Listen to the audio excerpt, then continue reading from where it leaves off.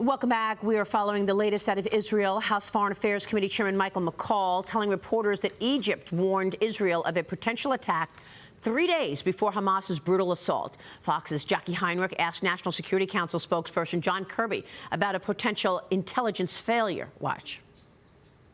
This was a massive intelligence failure. Who bears responsibility for that? You know something, Jackie? There's going to come a time when it's appropriate for us to take a look back retrospectively and see what the intel picture showed us or didn't show us, whether there's any gaps that need to be closed. And I suspect that our Israeli counterparts will do the same thing. Now's not that time. It's just not that time. Joining me right now is Texas Congressman and House Foreign Affairs Committee Chairman McCall. Mr. Chairman, thanks very much for spending the time this morning. Thanks, Maria. Thanks for having me. I want to get your assessment of this war right now. But first, let's deal with this intelligence failure, because you said that Egypt did, in fact, warn Israel of an upcoming attack. How is it possible that Egypt warns Israel, but the rest of the intelligence community is unaware? Well, I think that's the big question. I think this is almost like Israel's 9/11. Where you did have intelligence breakdowns, you know, both on the part of the United States, I would say, and also on the part of Israel. And I can't go into some of this, but we don't know how high the warning went up the chain, if you will. And also remember, to put it into context, there are all sorts of threat streams always coming out of Gaza and the West Bank as it pertains to Hamas. Again, I think this is very similar to their 9/11 on the size, the scale, and an intelligence failure. And I don't normally agree with Kirby, but there will come a time for an examination of that. Congressman, what can you tell us in terms of what the U.S.'s response should be? We're told 25 Americans have been killed. We've got 17 others missing. They could be potential hostages. Do you have any information on any of this? Well, I do. We have about 25 hostages, up to almost close to 20 missing Americans now. Also about the same number killed over there. So as a result, we have a very strong force presence in the Mediterranean, both naval ships, destroyers, aircraft carriers. I'm pleased to see that. Because what we don't want to see, Maria, is an escalation. If we can contain this to Gaza and Hamas, but what we worry about in the national security field space is that Hezbollah, that has 100,000 rockets, could launch those and overload the Iron Dome. And also you've got Al-Qaeda, ISIS in Syria, Iraq. You got Iran-backed militias. All this is really a bad pot of bad actors that could come together in a big jihadist attack on Jerusalem. So we don't want this to escalate. And I think what we deployed there are special forces to train IDF. The next phase of this is going to go house to house. Right now you're seeing bombing of, command and control centers. It's going to be house to house after this. That's going to be the most dangerous part, the most bloodiest part, where they're going to rescue hostages, kill terrorists, and then also our FBI hostage rescue team are over there training and helping the Israelis out as well. I worry about the narrative. I listened to your prior piece. It didn't take very long for Hamas to go into action with these protests. I mean, everybody's sympathetic to Israel, and now Hamas is in action. You saw the protests in New York where they actually pulled out swastikas. I mean, my dad bombed the Nazis, and the idea that they're pulling swastikas out is very offensive. Of course. And we're expecting activity tomorrow, particularly in New York, where the NYPD is saying all uniformed officers need to be on the job tomorrow because of the former head of Hamas calling for a global jihad, a global protest across the world. Are you focused on that? Are you worried about that kind of activity impacting America? Yeah, I'm worried for two reasons. One, is the narrative. I remember I was in the kibbutz that got overrun and massacred by Hamas. I was there a year ago when they fired 4,500 rockets in, and I met all those people in the daycare center.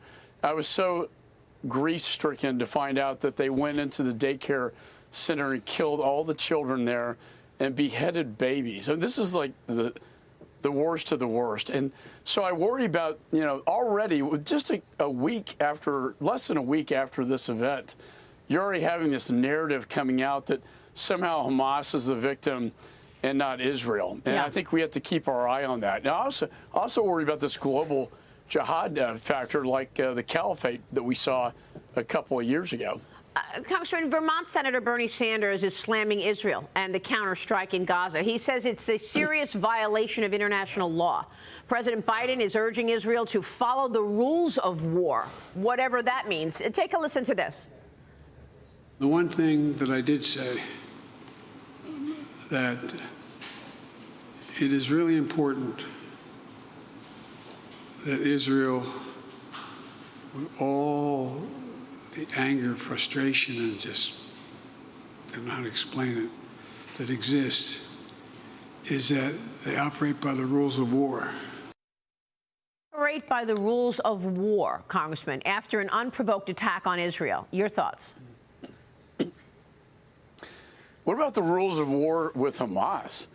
I mean, what they did by raping innocent civilians, killing elderly women and men, going into a daycare center and killing children and beheading them.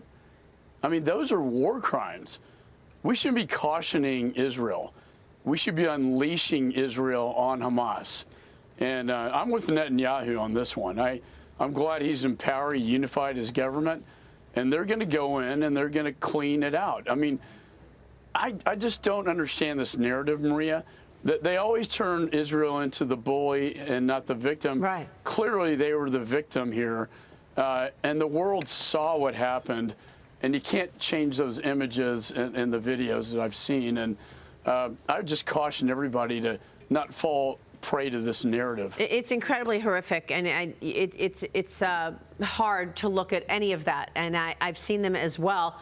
Congressman, do you believe that Israel can win this? I mean, you just talked about going house to house. So in other words, Israeli soldiers are going to go house to house in Gaza to try to get the hostages, to try to kill terrorists. Do you think that they have the capacity to actually destroy Hamas while you also have incoming fire from Hezbollah? Well, it's going to be extremely difficult. I think this next phase of the operation, going house to house, we're very good at this. We did this in Iraq. We perfected it.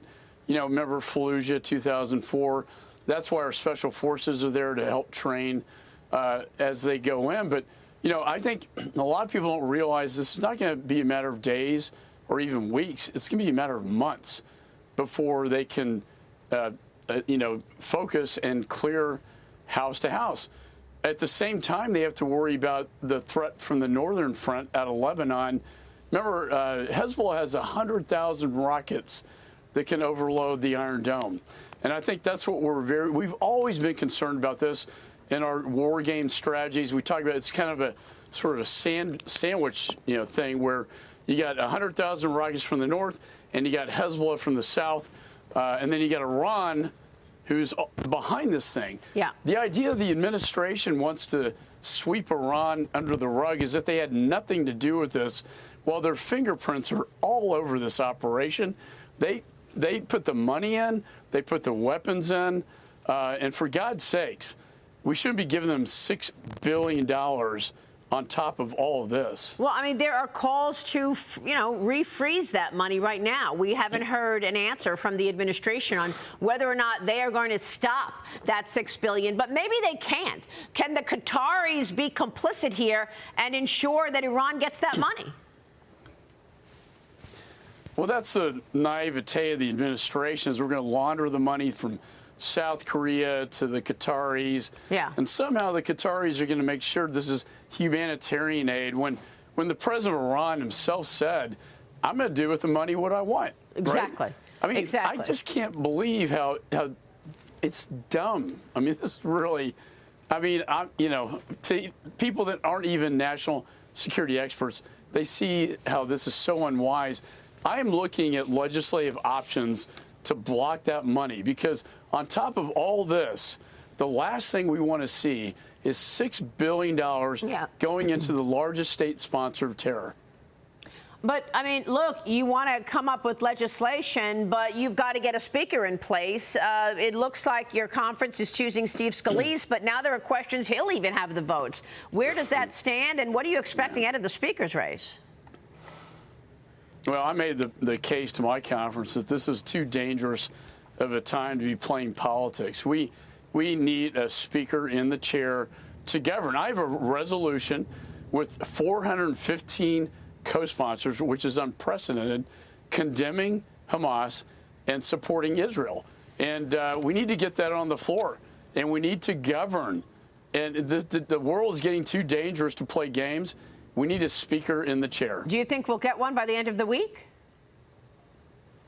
God, I hope so, Maria, for the sake of not only our nation, but for the sake of the world.